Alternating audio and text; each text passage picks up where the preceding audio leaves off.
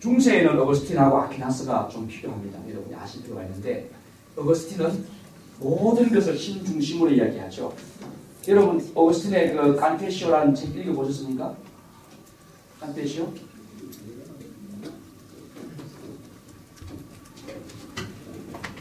이 영어로는 이제 컨페셔스라고 번역되어 있는데 고백록 기억나십니까? 예, 참회록이라고 되어 있죠. 예, 요거 한번 읽어보세요. 요거 읽어보면 참 좋은 책이에요. 두툼해요. 그런데 요거 자꾸 어릴 때 읽을 필요가 없어요. 나는 이거 청소년 때 읽지 말라고 합니다. 청소년 때 이거 읽으면 아이들의 생각이 상당히 낮아져요. 낮아진다는 이야기는 우울해져요. 왜? 인간이라는 건 별볼 것 없다. 인간 아무것도 아니다. 아니 그렇게 표현합니다. 우리는 죄인입니다. 우리는 아무것도 아닙니다. 이렇게 표현해요. 그걸 자꾸 있다 보면 아이들이 나는 아무것도 아니구나 이렇게 되죠. 중세가 1000년 동안 우울한 암흑기라는 말 들어보셨죠? 중세 암흑이라는 말, 그런 말은 철학이라고 하는 것이 인간을 위한 거라고 했잖아요. 인간을 행복한 문제로 끄집어낸 거라고 그랬죠. 아까 기억나시죠? 근데 그 문제에서 스톱이 돼버렸어요. 인간이 행복한 존재냐? 아니라는 거예요. 누가? 이걸 누가 문다느냐? 이 어거스틴이라는 사람이 등장해가지고 인간이 신 앞에서 아무것도 아닌 죄인 중에 죄인 그런 존재라고 이야기해버린 거예요. 오직 신만이 최고다. 그렇게 하다 보니까 그러한 관점에서 이게 몇 년간에 하면 토마스 아퀴나스까지 약 1000년이 갔네요. 1000년. 이 1000년 동안에 어거스틴의 이 신학적 이야기가 그대로 신부님들을 통해서 그냥 그대로 전파가 돼버려요. 날마다. 그러니까 미사를 듣는 사람들이 맨날 우리는 죄인이다, 우리는 죽을 사람이다, 우리는 뭐 이렇게 그렇게 되니까 이게 전부 같이 지내는 거예요. 그러면서 저 신부님들, 스님들은 성스러운 일을 하는 그런 성직자고 성스러운 직업을 가진 분들이고 나머지는 속된 직업을 가진 속인들이다. 그래서 너희들은 세상에 나가서 맨날 죄만 짓고 사니까 매일마다 와서 회개해야 된다. 미사드리고 신부에게 고해성사하고 죄를 용서받아야만 사람들이 받을 수 있다. 이런 이야기였어요. 이게. 그러니까 발전이 안 되는 거라. 뭐 좀 움직이면 또 죄 짓는 짓이다. 그러니까. 생각을 좀 하면 너 죄 짓는 거야. 왜 자꾸 교만해? 교만하지 마. 이렇게 되는 거예요. 그래서 발전이 안 됐어. 근데 아퀴나스가 등장하면서부터 아니다. 이거죠. 아리스토텔레스는 인간의 자유로움을 이야기하거든요. 격스러움을 이야기하고 인간다움이라는 걸 이야기한단 말이에요. 거기에 행복이 있단 말이죠. 그러한 개념을 1000년 동안 사장돼버린 거예요. 누구의 개념으로? 자기 스승 플라톤의 생각처럼 이원론적으로 인간은 육체 속에 갇혀져 있는 불행한 존재다. 이런 개념이죠. 그런 개념으로 갇혀져 있기 때문에 그 이야기가 어거스틴에게 그대로 전달되고 있어요. 그래서 어거스틴은 플라톤적이에요. 플라톤의 생각을 갖고 살아간 사람이에요. 이런 것이 중세 1000년을 지배해버린다. 그래서 발전이 없지만 토마스 아퀴나스는 인간의 자유로움을 이야기하기 시작해요. 그래서 그때부터 스콜라라고 하는 거 등장합니다. 스콜라 철학이라고 합니다. 스콜라라고 하는 거 있잖아요. 스콜라. 여기에서 스쿨이 나오죠. 학교. 그러니까 배우는 거라. 왜 배우냐 이거예요. 아니, 무식한 놈이 배우면 어떡해. 플라톤적인 관점입니다. 근데 아니야. 배워야 돼. 자꾸 인간은 개발될 수 있어. 발전될 수 있어. 행복할 수 있어. 이야기거든요. 그러니까 그런 개념에서 스콜라 철학이 나오고 이것이 이제 중세를 끌고 나가요. 중세 말은. 그러면서 등장하는 게 뭐예요? 인간에 대한 인구가 나오는 휴메니즘이라고 합니다. 아셨죠? 그 전까지만 해도 가센츄릭이죠. 가센츄리즘이에요. 인간 중심이 아니고 신 중심이에요. 근데 휴메니즘이라고 하는 휴먼 센트리즘이 인간 중심이다. 모든 것을 인간 중심으로 놓고 보니까 내가 있네. 그럼 내란 존재는 중요한 존재네. 이걸 깨닫게 되는 거예요. 그럼 내가 중요한 존재니까 이 중요한 존재의 나를 어떻게 해야 된다? 행복하게 해야 된다 이거죠. 그러면 이제 학문적인 발전이 일어나는 거예요. 왜? 행복하기 위해서 자꾸 공부하죠. 공부하다 보니까 과학, 기술 이런 것이 발전할 수밖에 없는 거야. 왜? 가만히 있어 보니까 춥잖아. 근데 안 춥게 하기 위해서 좀 더 따뜻한 옷을 만들어 입는, 그리고 옷을 한 벌 만드는 것보다는 막 10벌, 100벌을 만들어낼 수 있는 간의 수공업이 발달하고, 그게 수공업이 그냥 단순한 공업이 아니라 기계 공업으로 발달되고, 그래서 더 많이 생산하게 되고 더 많이 베풀게 되고 하니까 편하잖아요. 더 좋잖아요. 더 편리하고. 그런 것이 결국은 이러한 철학적 발전됨이 일어납니다. 근대로 들어오면서는 데카르트, 저희쪽 데카르트, 헤겔, 칸트, 다윈, 웨이르바흐, 프라이드, 칼막스, 니체 이런 사람들이 중세를 설하는 분들인데 데카르트도 근대에 들어와서는 철학의 아버지라 그래. 그러니까 이전의 철학적 사상을 싹 바꿔주는 그런 존재죠. 물질이라는 것이 무엇일까? 그 다음에 인간이 갖고 있는 인간의 존재 가치가 어떤 것일까? 하는 것을 정리하는 사람이 데카르트입니다. 저런 사람들이 하는 작업은 궁극적 목표가 뭘까요? 행복이에요. 행복을 이야기하고자 합니다. 인간이 갖고 있는 행복이 어떤 부분에 있는가 하는 것을 이야기하게 합니다. 현대에 와서는 캠베리아지, 앤드루스, 다이너, 리프, 피터슨, 셀리그만 이런 사람들이 여러분들이 좀 틈틈이 이런 분들과 관계된 글들을 논문들이나 책을 읽어볼 필요가 있습니다. 특별히 마지막에 있는 셀리그만 같은 경우는 꼭 한번 읽어보세요. 요거는 필요합니다. 19세기는 저러한 사상적 관점에서 사람이 갖고 있는 뭐 행복이라는 것보다 행복이라고 하는 건 조금 추상적이고 보다 더 관념적이니까 그것보다 조금 현실적으로 끌어당겨서 쓸 수 있는 말이 행복감이다 하는 거예요. 그래서 행복감을 줄 수 있는 그런 요인들이 뭐가 있을까? 이걸 생각하는 거예요. 그게 19세기 그 행복학자들의 발전적인 이야기입니다. 야, 내가 어떻게 하면 좀 더 행복감을 느낄 수 있느냐? 그런 요인들이 어떤 것이 있을까? 이걸 조사해 본 거예요. 자, 옆에 있는 사람이 인성을 쓰고 있다. 그럼 행복감이 높을까요? 낮을까요? 낮다는 거지. 옆에 있는 사람이 웃었다. 그러면 어떻게 될까요? 행복감이 높다. 그렇죠? 웃어봅시다. 우리 행복지도사들은 웃어야 돼요. 인상 껴서요. 예, 요거 아주 중요한 겁니다. 우리 신 교수님이나 이 교수님 웃음 운동 이쪽으로 아주 전문가신데 그렇게 막 에너지 쏟으면서 하는 그런 경우도 괜찮아요. 근데 행복주사들은 아주 편안하게 좀 수준 높게 웃을 수 있어요. 이 스마일이라고 하는 단어가 우리에게 안겨주는 그 결과는 굉장히 큰 거죠. 웃는 납체, 침 안 뱉죠. 못 뱉지. 예, 안 뱉죠. 못 뱉지. 예, 못 뱉는 게 아니고 안 뱉죠. 웃는들이 안 뱉습니까? 좋은데 그죠? 자, 어쨌든 20세기로 넘어오기 전에는 저런 요인들을 찾아보는 것이 행복학자들의 주된 이슈였습니다. 근데 20세기 되면서는 이제 웰빙이라고 하는 거, 안녕이라고 하는 거, 뭐 행복감이라는 건 큰 차이 없어요. 그것을 좀 더 확장시켜 나가는 어떤 걸 하냐? 만족감으로. 그 행복이라고 하는 느낌이 이런 거다. 그러면 그것이 나하고 어떻게 매치가 되느냐 이거예요. 조금 발전합니다. 자, 옆에 있는 사람이 씩 웃어준다. 그것은 행복감의 조건이죠. 그런데 그것을 내가 받아요. 투영시켜요, 나한테. 내가 받아서 내가 행복이 느껴져야 되는구나. 그걸 만족감이라고 한다고. 이것이 20세기의 대표적인 내용으로 발전한 겁니다.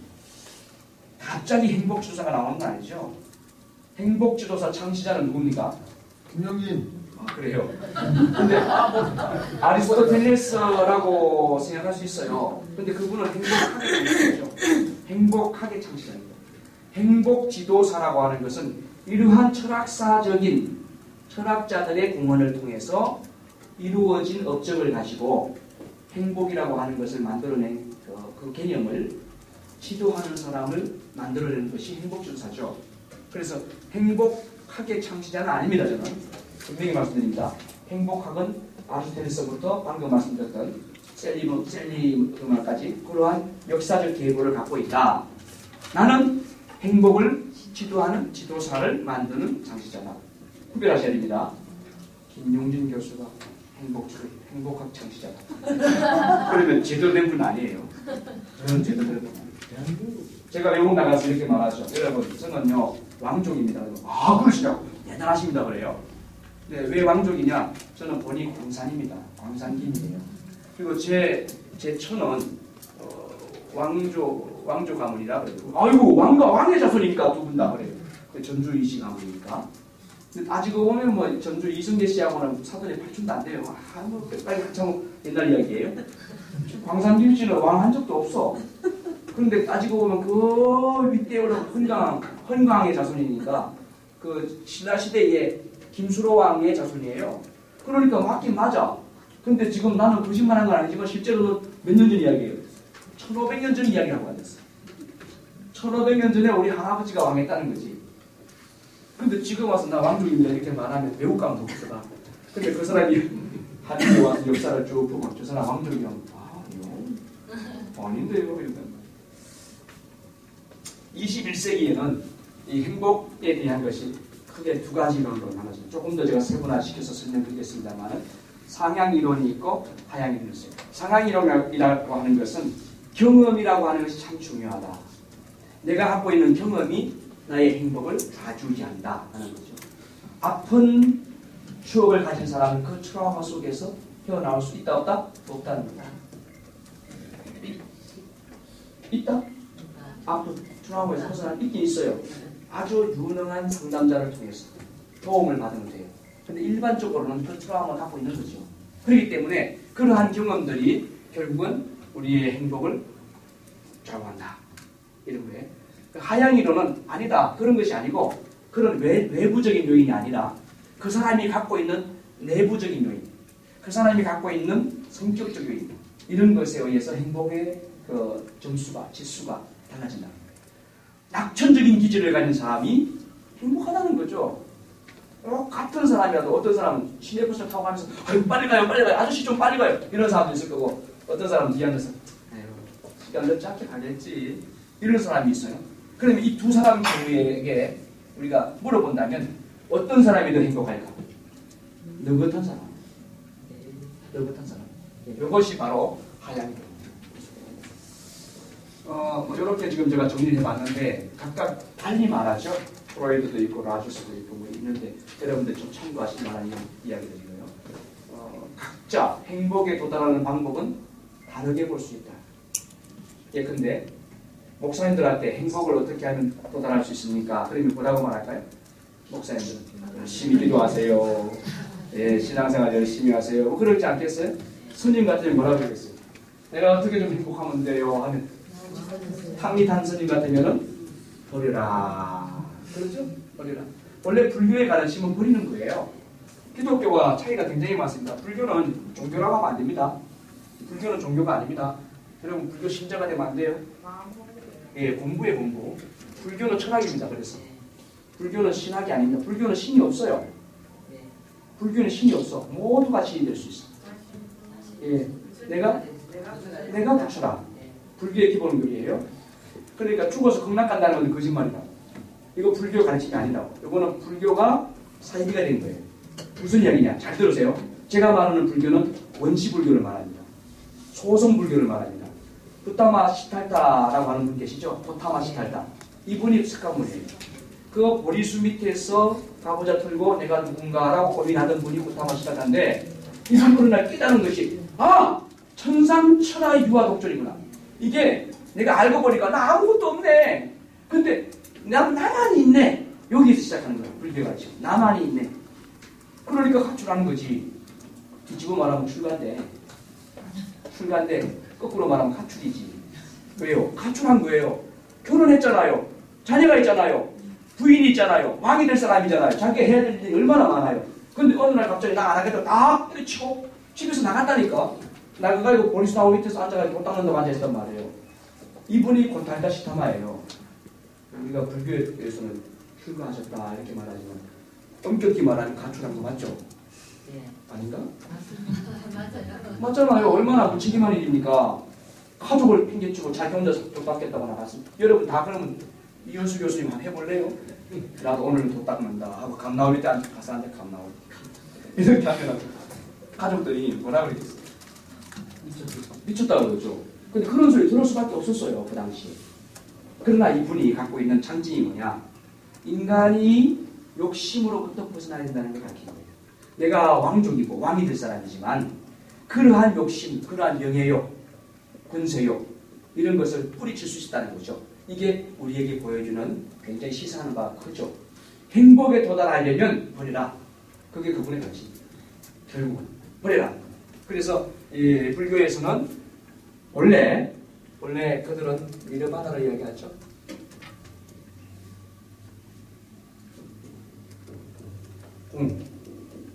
이게 잘못 번역돼가지고 뭐로 되냐면은 극락이라고 번역돼요. 극락. 요 극락이라는 거는 대성불교의 개념입니다. 석가모니는 여기 간다고 했어요.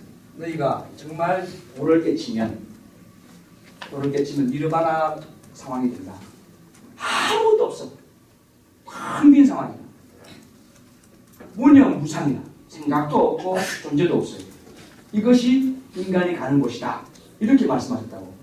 근데 이렇게 말하니까 사람들이 안 따라가. 아이 그거 열심히 돈 닦아가지고 가는 데도 없고 아무것도 없으면 뭐 아무 의미가 없네. 인생 무상하네. 이런 생각이 들잖아요. 그러니까 불교가 전파가 안 되는 거예요. 이런 문제를 극복하는 것이 뭐냐? 대성불교예요. 여기에 중국으로 와서 도교하고 붙어요. 도교하고 접목한다고. 여러분 불교에 보면 절에 가보면 칠성각 있죠? 칠성각 있어요? 칠성각은 부처 석가모니가 보면 그건 사단이에요. 잡신이에요. 그런 거 하지 마라 그래요. 근데 절에 가면 대웅전 아니 통일상 가지고 다 있어. 무슨 큰 절에는 그게 도교예요. 도교. 불교가 아니라고. 그게 도교가 들어와 있는 거라고. 그러니까 원래 불상 만들지 말라고 하는 거예요. 근데 다 만들어놓고 있잖아. 대성불교가 지금 주류를 잡아서 그래요. 숫자로. 대성불교에서는 너희들이 돌을 닦으면 극락 간다 이렇게 놓고 그랬어. 극락이라고 하는 건 끝극자 즐거울 낙자. 이거는 the greatest pleasure place. 그러니까 가장 기쁜 곳이 있는 곳. 이런 길입니다. 너 잘해. 잘하면 다음 세상에 좋은 데가 인간을 이야기하면서 다음 세상에는 저 천상의 세계 열반에 들어가. 그 열반이 어떤데? 하니까 석가모니 이야기는 아무것도 없는 세상. 근데 석가모니 이야기를 약간 변조시킨 사람들은 기쁨이 넘치는 것. 이렇게 바꿔버린 거예요. 그러니까 사람들이 나도 불교를 믿어야 된다. 이렇게 돼가지고 불교가 확장되게 된 이유가 되죠. 그런 이야기는 조금 달리 말하셨다는 거예요. 행복에 도달하는 방법은 각기 다르게 말할 수 있다. 그래서 다르게 생각하는 사람들 여러분이 만나게 됩니다. 오늘 제 강의 들으면서도 행복은 그렇게 도달되지 않는다고 생각하는 분이 있어야 돼요. 있을 거예요. 제 이야기에 동조하는 분만 아니라 왜? 각자 생각하는 방법이 다르기 때문에. 행복에 관련된 이론들 8가지 봅시다. 적응 이론. 이건 이겁니다. 우리가 쉽게 적응한다. 환경에 적응한다. 그래서 개인의 행복이 변하지 않는다. 이 브릭맨이라는 사람이 실제로 이제 그런 사례를 조사해 보는 거죠. 뭐냐 하면 돈을 갑자기 빙자한 사람들. 이런 사람들을 조사해 보는 거예요. 그러니까 어떻습니까? 처음에는 행복해. 근데 며칠 지나니까 떨어져. 행복 지수가. 나중에는 그건 뭐 있으나 마나요. 척추 환자도 조사해봤어요. 처음에는 몇 달 동안 막 우울해. 너무 힘들해. 아, 내가 이러한 환자가 돼서 불행하다. 그런 생각했다고요. 근데 한 1년쯤 지나니까 그 불행지수도 크게 또 뭐 높지 않다는 거지. 큰 차이가 없다는 거지. 이것이 적응이거든요. 사람은 환경에 적응한다는 거예요. 적응기에 살자라 이거예요. 우리가 볼 때는 북한 사람 아주 못 살 것 같고 막 완전 죽을 것 같고 그렇게 되지만 그 사람들은 또 그 체제 안에서 또 그냥 밥 먹고 잘 살아요. 그러니까 뭐 어버이 수령을 위하여 이거 하는 거예요. 정말 다 죽을 것 같으면 다 그렇게 하겠습니까? 그렇죠? 그 사람들이 막 한때 구구절 때 노동당 창 걸릴 때 보면 막 박수 치면서 하고 뭐 눈물 흘리는 거 봤어요? 텔레비전에. 그죠? 관중들이. 그건 그 사람들이 진심으로 온다고 봐야 되는 거예요. 언제 다 큰 사람들이 그 연면에 나가요 막 하면서 손 흔들면서 우냐고. 이게 우는 게 쉽게 되는 거냐고. 그 사람들 입장에서는 그렇게 뒤집어놓고 말해봅시다. 한국하고 잘 먹고 잘 사는 한국하고 잘 못 먹고 막 지금 죽어 나자빠지는 북한하고 어느 나라가 더 행복 지수가 높을 것 같습니까? 예? 북한 사람. 그럴 거예요. 나도 그렇게 생각해요. 우리는 지금 OECD 국가 중에서 자살률 1위입니다. 하루에 45명씩 자살해 죽는 나라입니다. 근데 북한은 그렇게는 안 죽는 것 같아요. 굶어 죽을 수는 있지만 자살은 안 하는 것 같아요. 그렇게 뭐. 그게 뭐냐? 각각의 환경에 적응한다는 거예요. 적응할 수 있다는 거죠. 이런 개념에서 우리가 이야기를 생각하면 돼요. 두 번째는 사회 비교 이론인데 요거는 나와 타인을 비교함으로써 행복 수준이 평가된다는 겁니다. 그러면 여기에서 우리가 얻을 수 있는 힌트는 뭐죠? 비교하지 않도록 하는 게 좋다는 거죠. 비교하지 않도록. 사실 우리가 시골에 살 때는 불행을 잘 몰라요. 그런데 도시로 나오는 순간 우리는 불행을 느끼게 돼요. 왜? 비싼 차, 좋은 아파트, 화려한 환경들. 그런데 나는 가진 것이 없으니까. 그때부터 나는 행복지수보다는 불행지수 나오죠. 그것은 비교 때문에. 그래서 이 사회 비교 이론도 행복을 측정하는 요인이 된다.